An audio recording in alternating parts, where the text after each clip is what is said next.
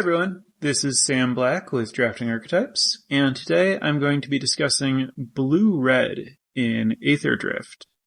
As always, the notes are available to follow along at patreon.com/draftingarchetypes.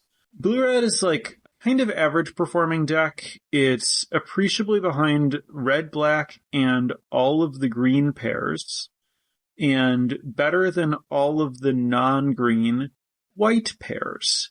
White is the pretty clear worst color. Green is the pretty clear best color. Red-black performing well is something that I'm going to need to look into more in the future. I don't have a lot of thoughts on that. I've only drafted it once.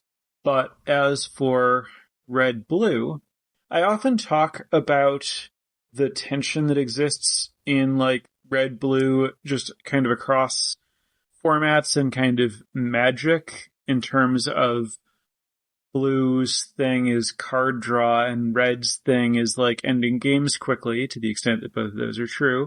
There's some kind of tension where often you have to choose, am I philosophically a red deck or philosophically a blue deck?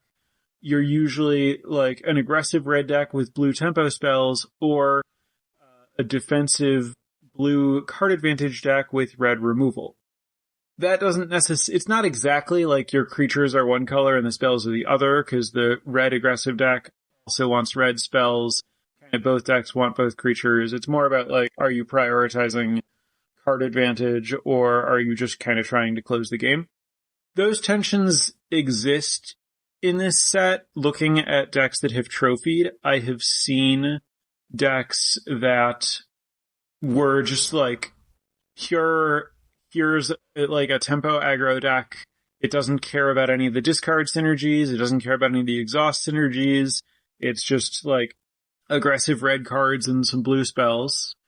And I've also seen kind of the opposite, where it's here's just every removal spell and some random defensive creatures and some river churn monuments. And just kind of trying to play a defensive game, find a monument at some point and kill the opponent with it. So there are a lot of ways to approach red-blue, is kind of what I'm saying. The, stated theme is discard, but it's a complicated theme to execute.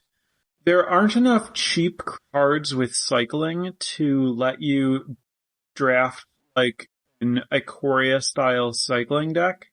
And so, the Mako or whatever, the 1/1 that gets bigger when you discard a card, is not as good as Flourishing Fox, because the support in the set isn't as strong.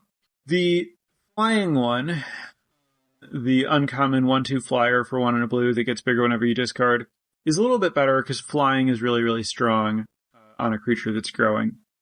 But with both of these, the way to support them is complicated. You can play some cycling cards, but most things cost cycling 2 rather than cycling 1.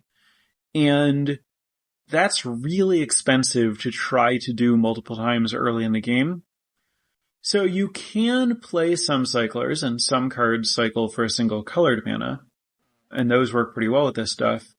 But there isn't a density, and there aren't things that cycle for colorless that would allow you to cut lands the way that one would go to 11 to 13 lands in Ikoria. And so as a result, if you fill your deck with cycling cards that you plan to actually cycle, you'll have this problem where you just kind of flood out. However, the set has non-cycling discard cards that function like looting that you can pair with the cycling cards so that when you draw into discard extra lands, you can discard those lands as well. So cards like Thunderhead Gunner and Keen Buccaneer and Broadside Barrage and the Sloop and some other cards let you discard any card, draw a card.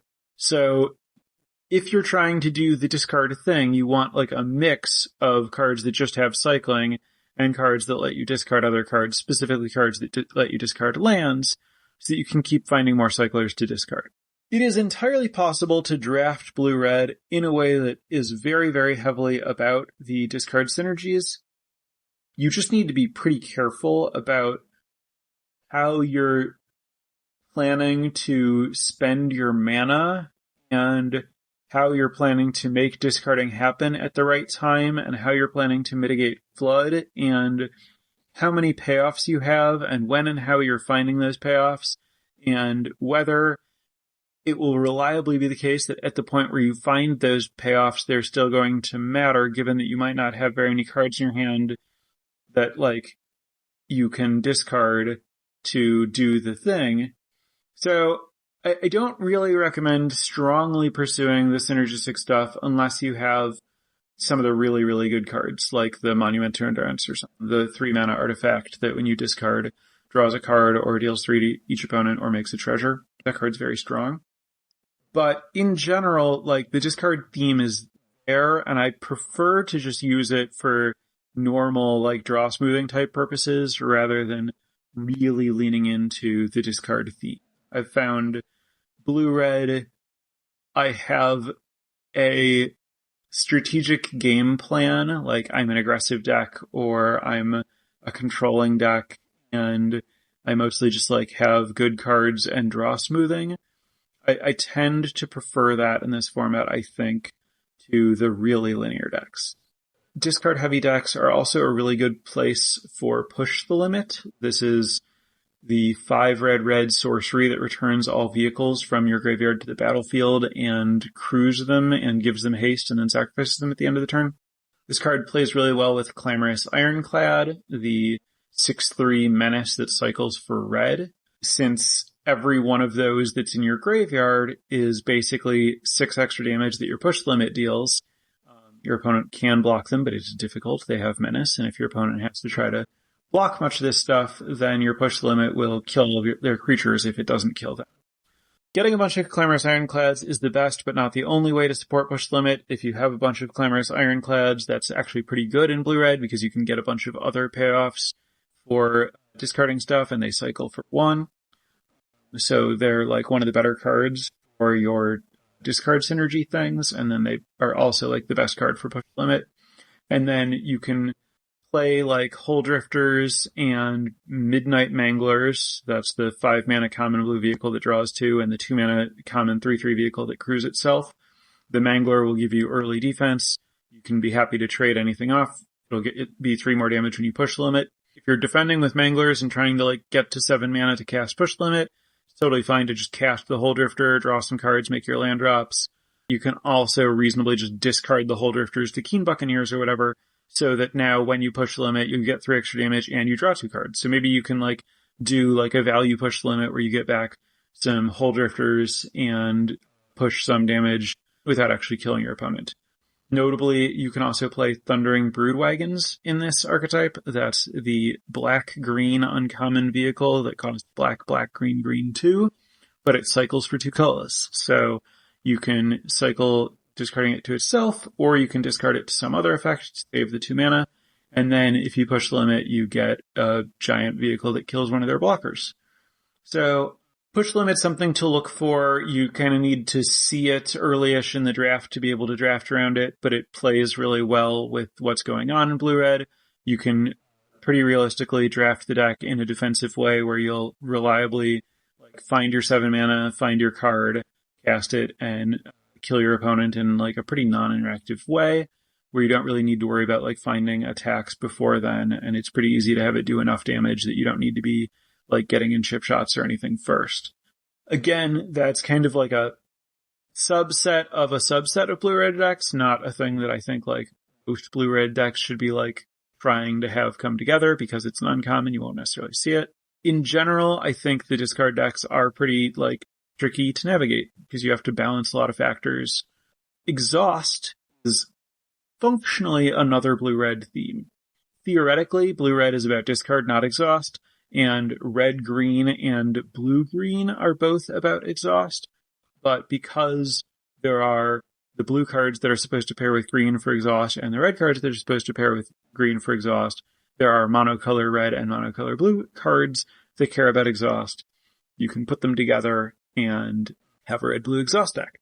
Some of the red and blue exhaust cards, like Keen Buccaneer and Grease Wrench Goblin, I think is the name of it, draw and discard when you exhaust them.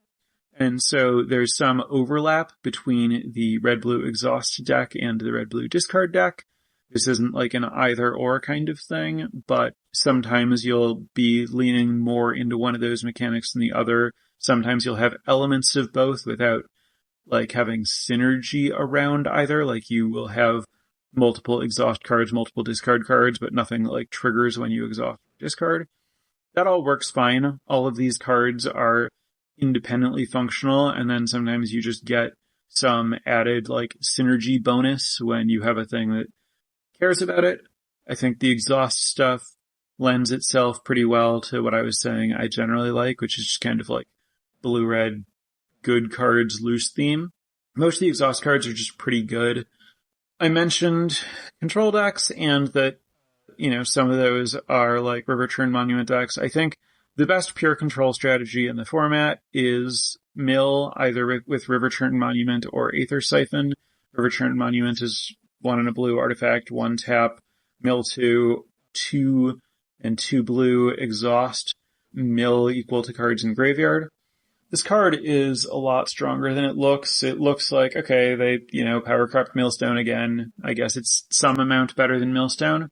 Thing about Millstone, the card from Antiquities, 2 colors to play, 2 colors tap, activate, mill target player for 2, is that you need to invest a lot of mana very consistently over a long period of time for it to work.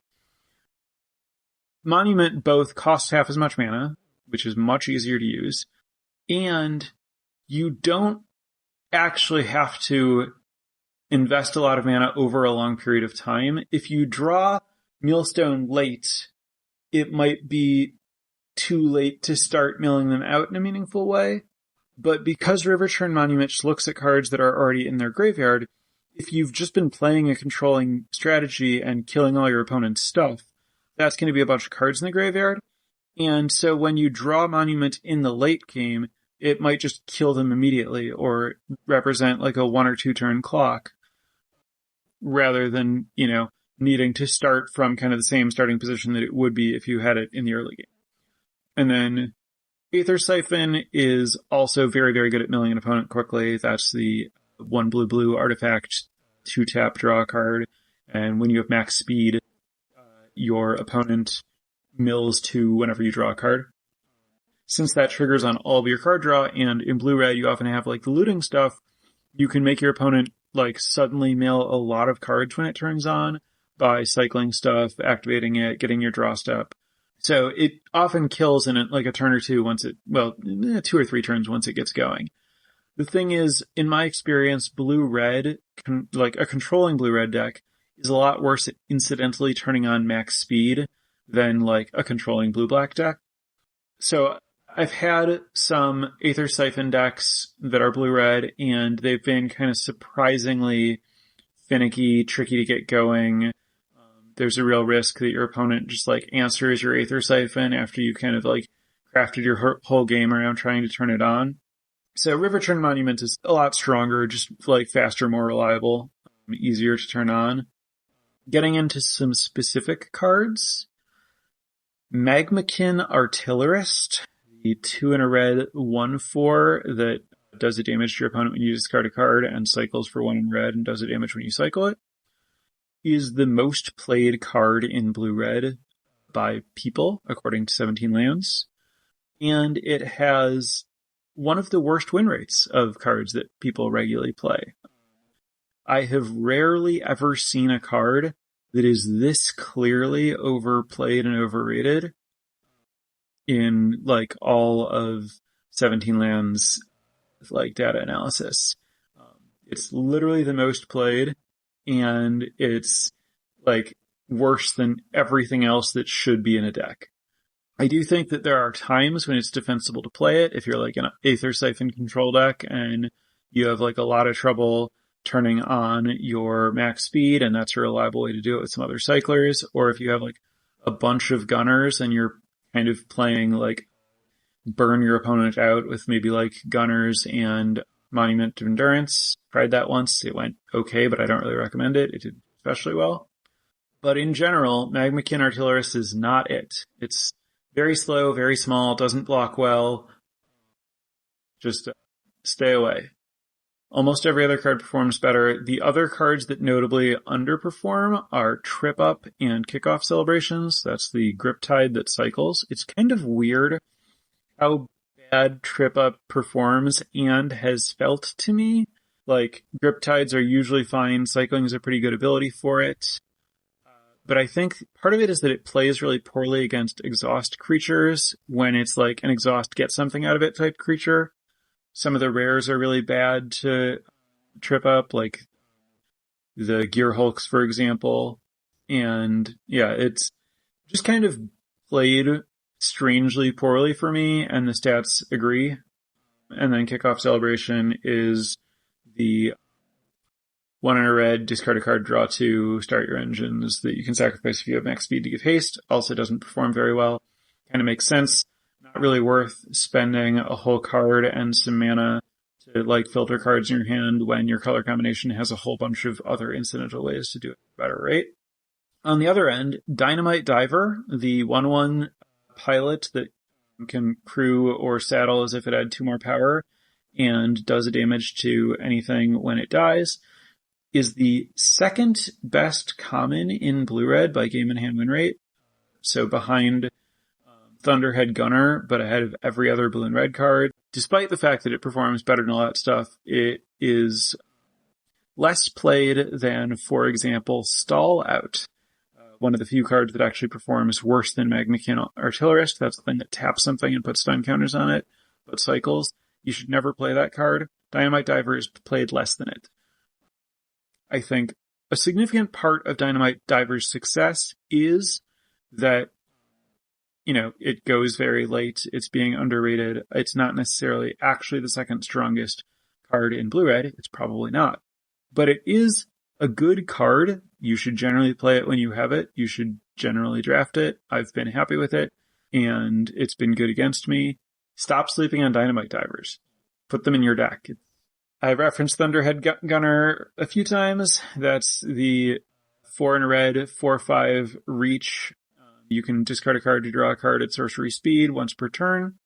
Not terribly surprising, it is the best performing common in blue-red, also the best performing red common in general. Very far ahead of Lightning Strike.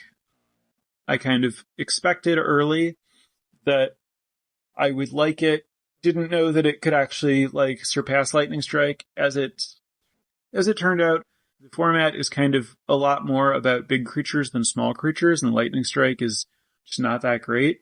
And Thunderhead Gunner has lived up to my expectations. It blocks very well, and then when you are blocking well, being able to rummage every turn is a good way to win a game. You create a stall and then you pull ahead because you're drawing better than your opponent. So, Thunderhead Gunner, very good. Lots of synergies in blue-red. Plays really well with what the blue-red decks are doing. You want multiple of them in your blue-red decks. Spectral Interference, I mentioned, it performs very well. That's 1 in a blue, counter a creature artifact unless its controller pays 4. Partially just you need to be able to answer big green stuff. This is a good way to do that. But also it plays well with discard. If you get to the late game where you expect your opponent to be able to pay for this, you can just discard it and find something else. Obviously, I don't want to be glib about the cost of discarding a spell. This spell's only good sometimes, but you can discard it and then you'll draw a different spell. Well, no, you'll often draw a land. You actually generally want to be discarding lands in the late game. And when you can discard a spell, it's kind of often instead of a land, and you're not really getting any benefit. It's kind of bad to have spells that you have to discard, but this does trade up quite a bit on mana, lets you deal with stuff that would otherwise be hard to deal with. It's, and you don't have to discard it that often. Counter unless they pay 4. 4 is quite a bit. People play expensive creatures. This can realistically counter something while your opponent has 8 lands in play or something. So it is nice that you can discard it, but that shouldn't be seen as like a great reason to play narrow cards in general. Spell Pierce, for example, is a card that I was like, maybe this would be good in a deck with like ways to discard it. It's not. Don't do that.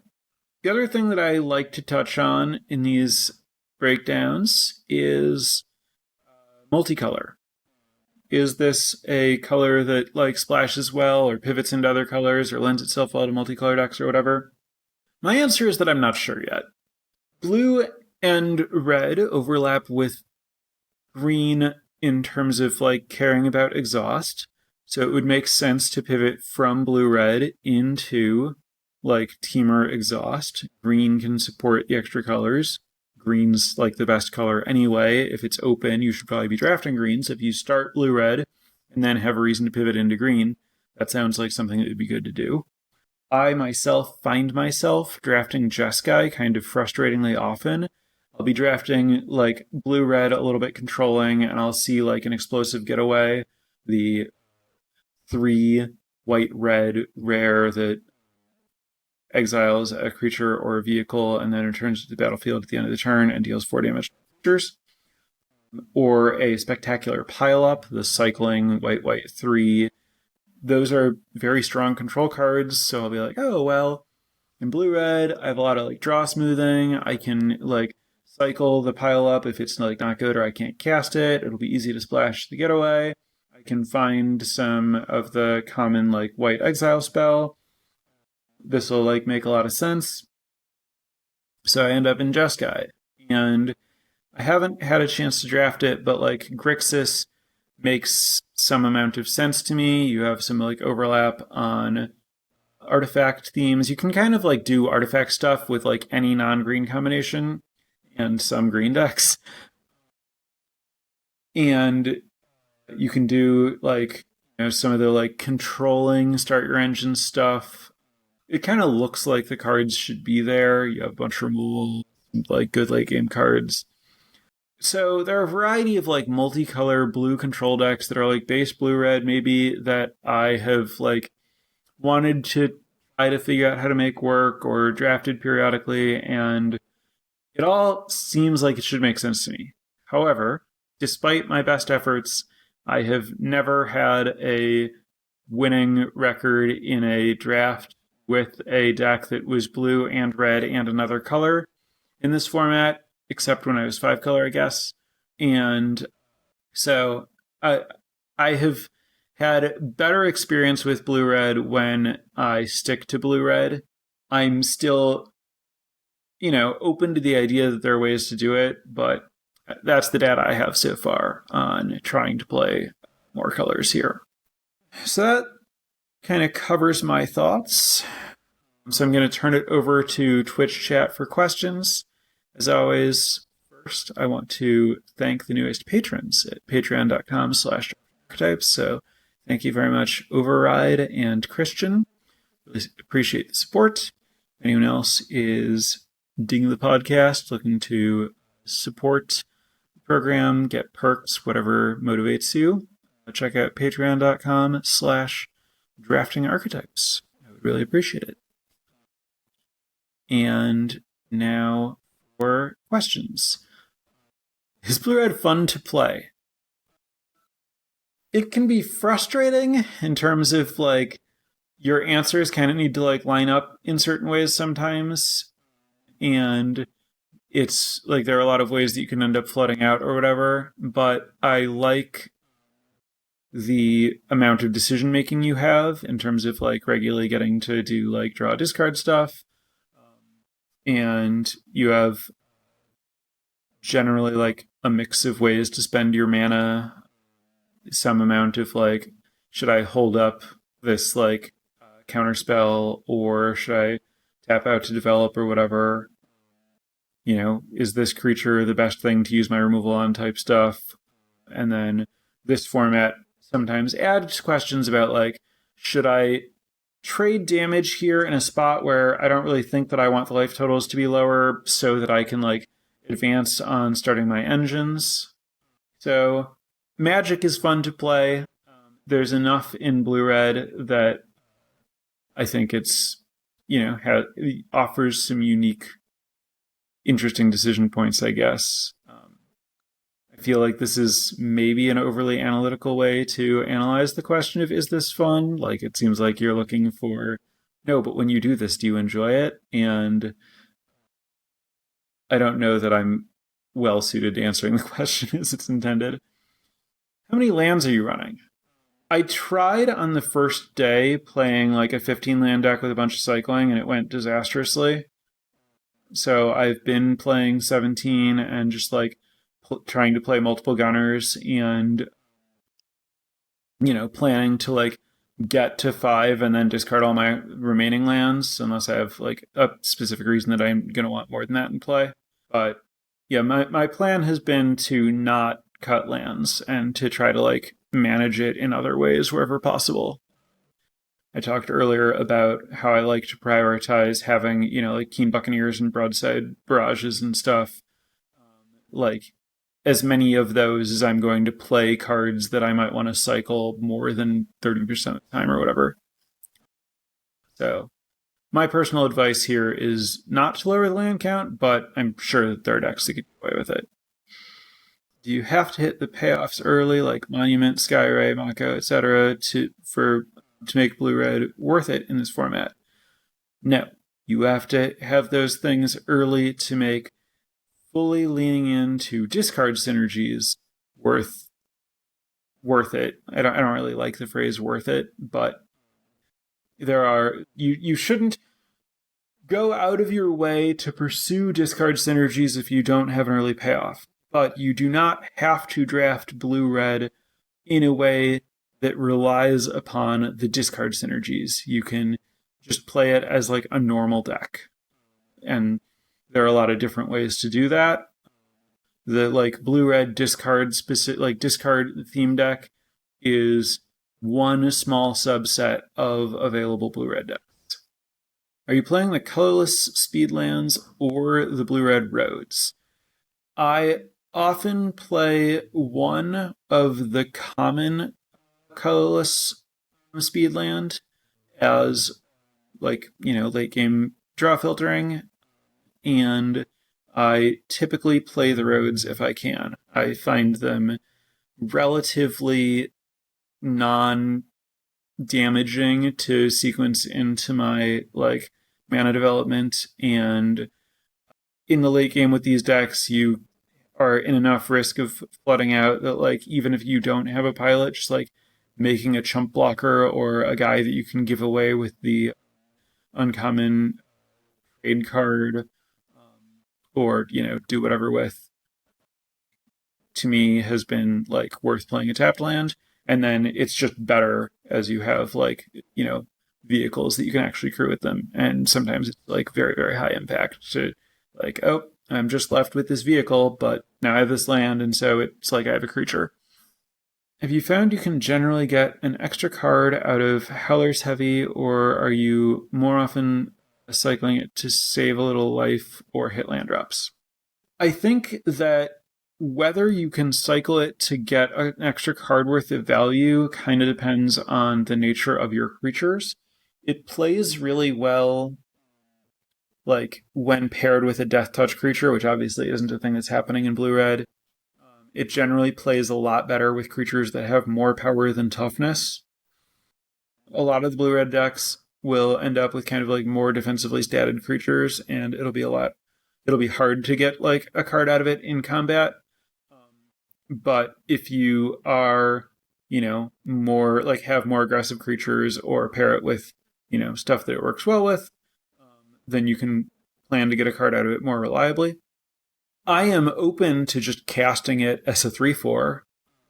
So I think that also needs to be considered in the like, if I can't, like, for me, if I don't have a play on 4, I would rather play that on 4 than try to cycle into like a better play on 4.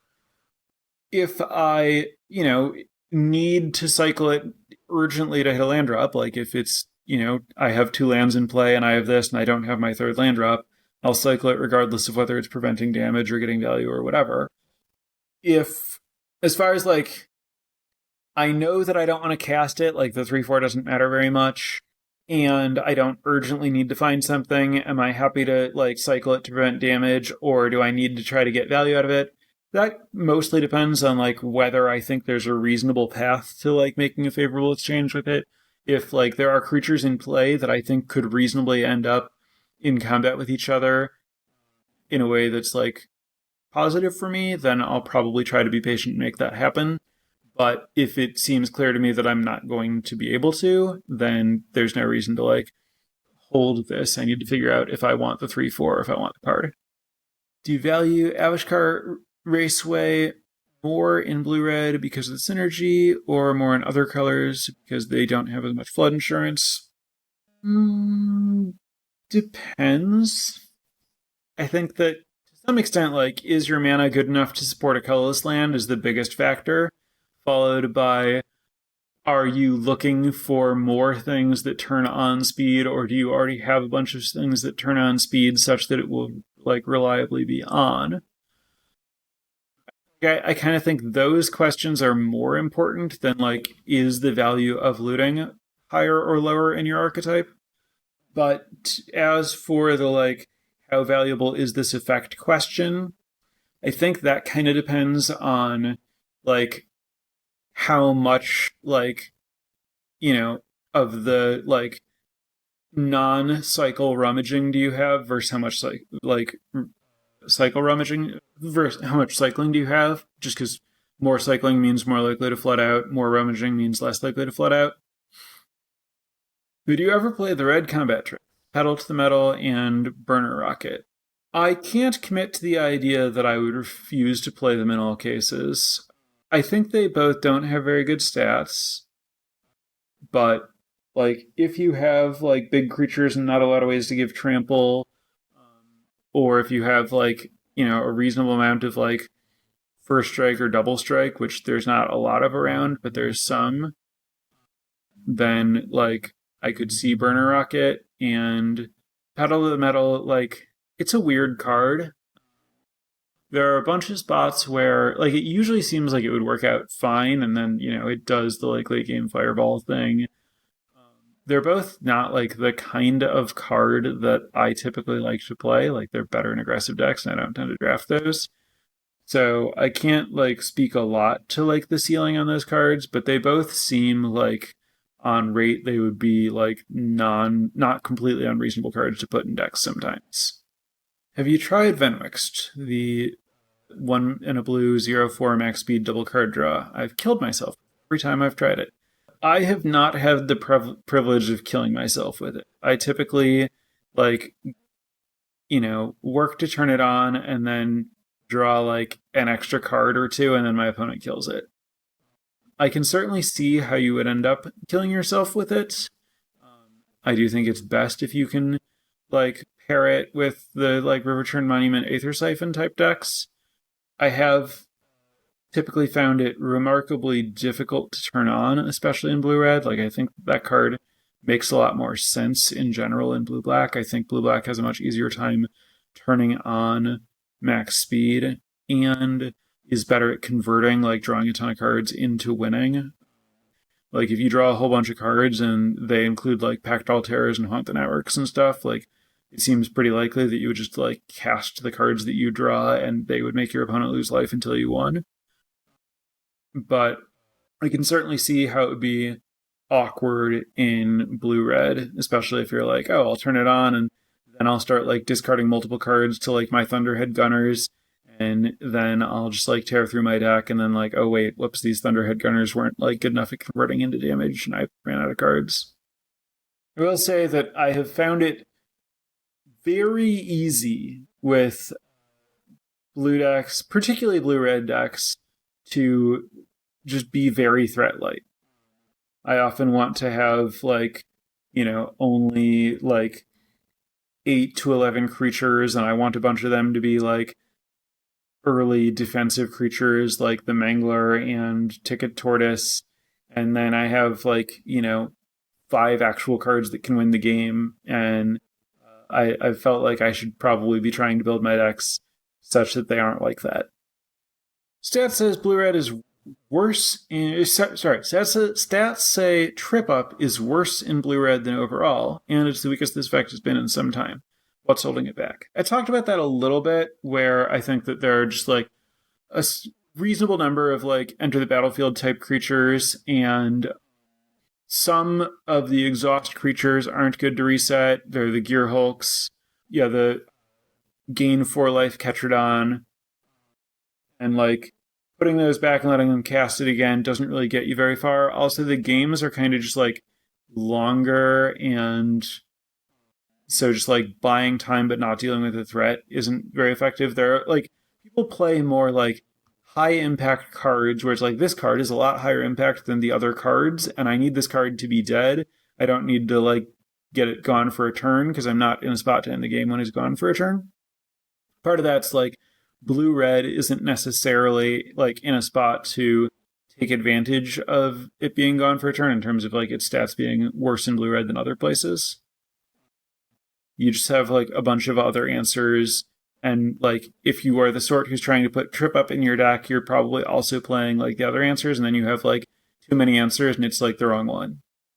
Thoughts on how spectral interference plays across different versions of blue-red? I think that it's best in the more controlling builds. That could be the like dedicated like mill type control stuff, or it could just be like the push limit decks, or even just like I have a bunch of like, I guess it's kind of good in like the mill decks and kind of the dedicated discard decks for the most part, because the dedicated discard decks are generally looking to play a long game to have time to like get their discard synergies to compound. It's worse when you're like very aggressive, but it's also like good with exhaust, because you can often just like pass with mana to exhaust something and then either counter something or use the exhaust ability.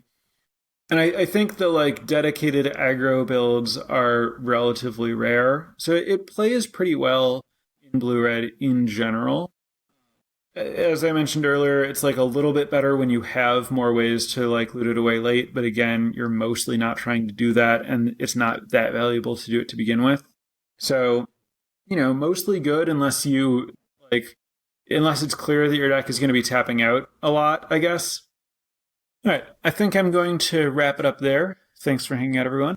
I will be at MagicCon in Chicago this weekend. For everyone else who's there, feel free to come say hi. If I don't look too busy, I'm often happy to look at sealed pools if people are playing in the qualifiers. So good luck to everyone participating, and I will be back next week with business as usual. Prepare for light speed.